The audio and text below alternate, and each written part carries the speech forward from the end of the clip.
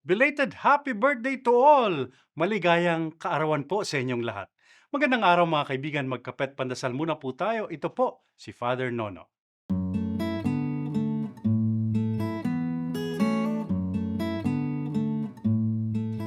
Opo, birthday ng ating simbahan noong linggo. At dahil kayo ay bahagi ng simbahan, happy birthday sa inyo. Tayo ang simbahan, hindi ba?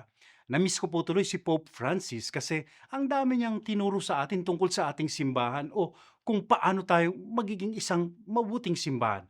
Una, noong bagong-bago pa lang siya bilang Santo Papa, pinaalalahanan niya tayo. Ang dahilan daw ng pag-iiral, the reason for existence ng ating simbahan ay misyon. Hindi para payamanin ang sarili o protektahan ang interes nito, kundi ang maglingkod sa kapwa. Anya, ang simbahan daw ay parang ospital sa giyera, a field hospital. Inaasikaso nito ang sangkatauhan na sugatan sa laban ng buhay.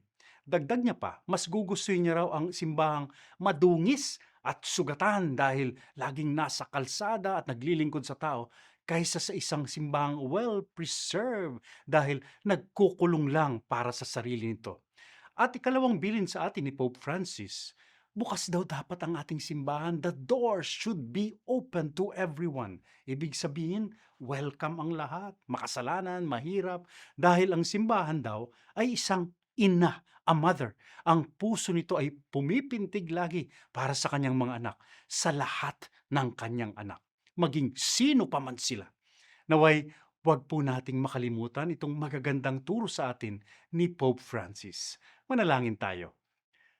Panginoon, turuan mo po kaming maging tunay ninyong simbahan. Turuan mo kaming maging tunay na lingkod na may pusong bukas at maunawain para sa lahat. Amen.